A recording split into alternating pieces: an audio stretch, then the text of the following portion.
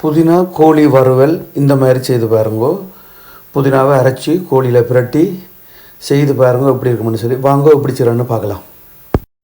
வணக்கம், இது ரத்னம் kitchen entertainment. நான் உங்கள் கரண்.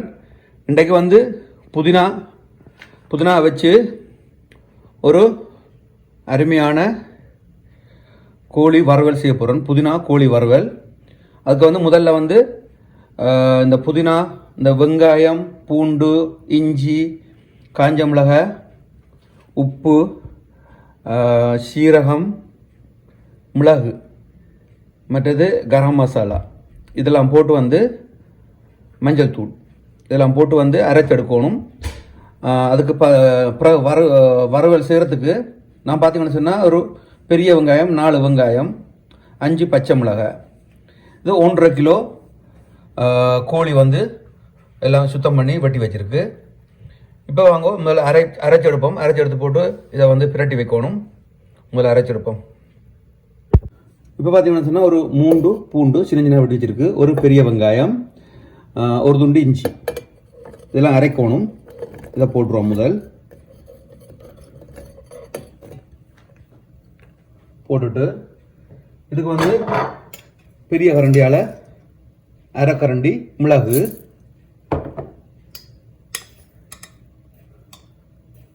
அரை கரண்டி சின்ன சீரகம், சின்ன கரண்டியால் அரை கரண்டி மஞ்சத்தூள், அதோட சின்ன கரண்டியால் ஒரு கரண்டி கரம் மசாலா, இந்த மாதிரி. சரியா? போட்டுட்டு இப்போ பார்த்தீங்கன்னு சொன்னால் நான் ஒரு 15 காஞ்ச மிளகா சுடுதண்ணியில் ஊற விட்டேன். நான் ஒரு 10 நிமிஷம் அது தண்ணியோட சேர்த்து அதை போட போகிறோம். சரியா? அதையும் போட்டுட்டு ஒரு கைப்பிடி புதினா. சரியா? ஒரு கைப்பிடி புதினா, இந்த பார்த்தீங்களா, ஒரு கைப்பிடி புதினா, அதையும் போடுவோம். இப்போ இதில் அதையும் அரைச்சி எடுத்துகிட்டு வருவோம். அதோட இப்போ இதுக்கு தேவையான அளவு உப்பு. இது கல் உப்புன்றதுனால நான் கொஞ்சம் குறைச்சி போடுறேன். அப்புறம் தேவையான சொன்னால் பார்த்து போடலாம். நான் சின்ன கரண்டியால் ஒரு கரண்டி உப்பு போடுறேன்.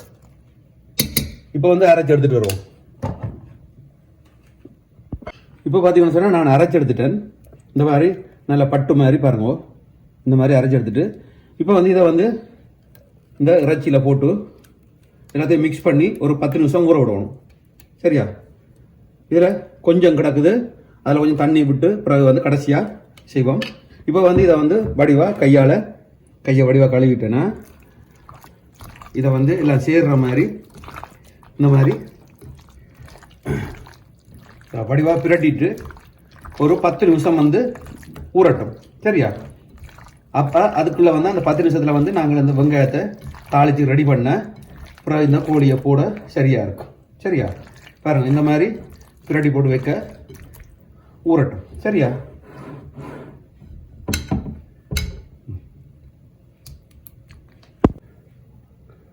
இப்போ பார்த்தீங்கன்னா சொன்னால் இந்த வெங்காயத்தை தாளிச்சு எடுக்கணும். அதுக்கு நான் ஒரு அரை கரண்டி பெருஞ்சீரகம். சரியா? அது மட்டும்தான், வேறு ஒன்றும் தேவையில்லை. சரியா?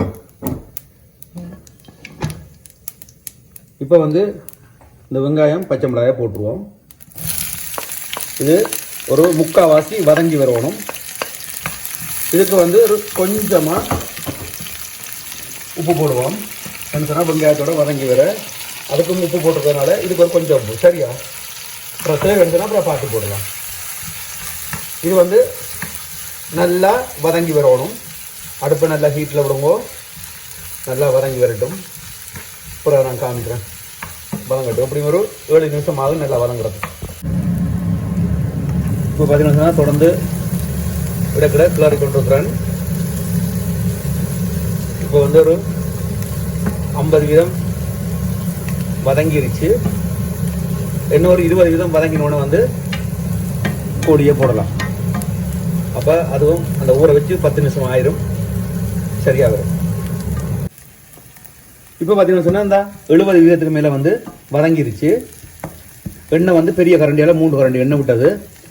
இப்போ இந்த மாதிரி வதங்கி வரைக்கும் நான் கரம் மசாலா போட்டதுனால இந்த பட்டை, கிராம்பு, ஏலக்காய் அதெல்லாம் போடல. இந்த மாதிரி செய்து பார்க்குறதுக்கு இப்போ கோழி நல்லா ஊறிடுச்சு. இதை என்ன சொன்னால் புதினா தானே அது பச்சை வாடை போகணும். அதனால் வந்து வடிவாக இதை கிளறி பிரட்டி எடுக்கணும். இப்போ கோழி இதில் போட்டாச்சு. பார்த்தீங்கன்னா இதை வந்து வடிவாக கிளறி விட்டுட்டு பிறகு ஒரு நிமிஷத்துக்கு ஒருக்கா கிளறி விட்டு கொண்டே இருக்கணும். அப்போ அடி பிடிக்காமல் எல்லாம் சேர்ந்து வரும். சரியா? இப்போ வந்து இதை வந்து நான் வடிவாக கிளறி போட்டு ஒரு நிமிஷம் மூடி விட போகிறோம். ஒரு நிமிஷத்துக்கு ஒருக்கா மூடி திறந்து கிளறி விடுவோம்.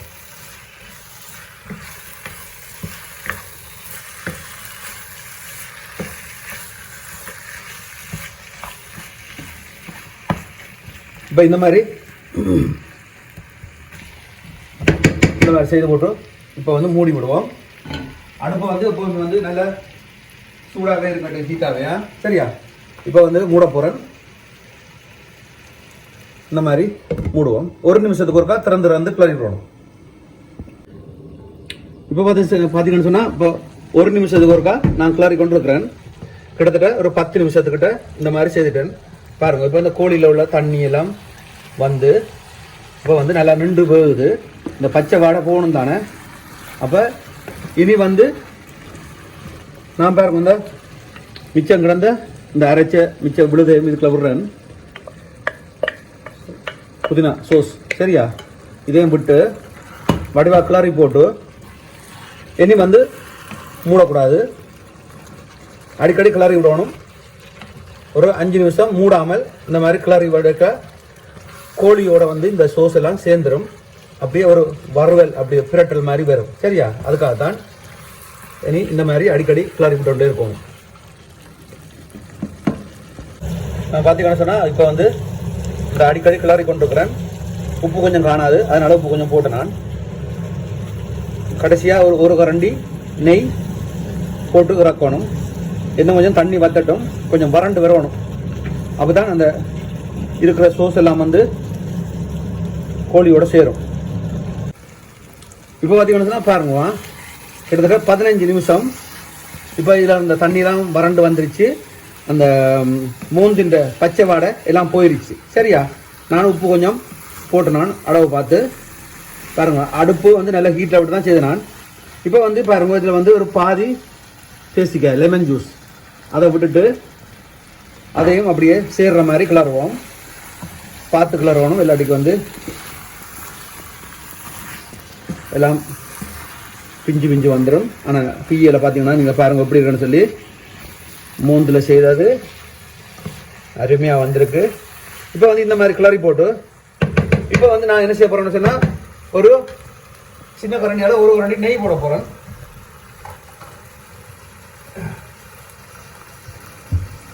பார்த்தீங்கன்னா நெய் இங்கே வந்து குளிர் கொஞ்சம் இருக்கிறதுனால கொஞ்சம் கட்டியாக இருக்குது, அதெல்லாம் போட்டுருவோம். பார்த்தீங்கன்னு சொன்னால் கோழி வந்து எல்லாம் எண்ணெய் பேர்ந்து அருமையாக வந்திருக்கு. இப்போ இந்த நெய்யையும் போட்டு கிளற வேறு மாதிரி இருக்கும். அப்படியே நைஸாக கிளறி எடுப்போம். அவ்வளவுதான். இப்போ வந்து இதை வந்து கிளறி போட்டு அடுப்பை நிப்பாட்டி போட்டு ஒரு 5 நிமிஷம் மூடி விடுவோம். சரியா? இப்போ இந்த மாதிரி கிளறி போட்டு எல்லாம் சேர்ற மாதிரி கிளறி போட்டு இப்போ வந்து ஒரு 5 நிமிஷம் அடுப்பை நிப்பாட்டி போட்டு மூடி விடுவோம்.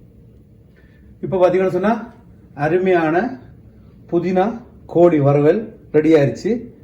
சூப்பராக வந்திருக்கு. அதுவும் வந்து கடைசியாக வந்து அந்த நெய் விடைக்கில் வந்து அதோட வாசமும் அதோட ருசியும் வேறு மாதிரி.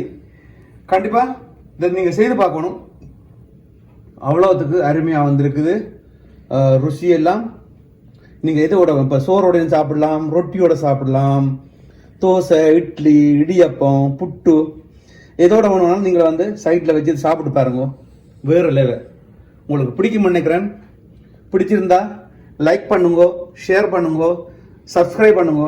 மீண்டும் ஒரு அருமையான வீடியோவில் உங்களை சந்திக்கிறேன். பாய்.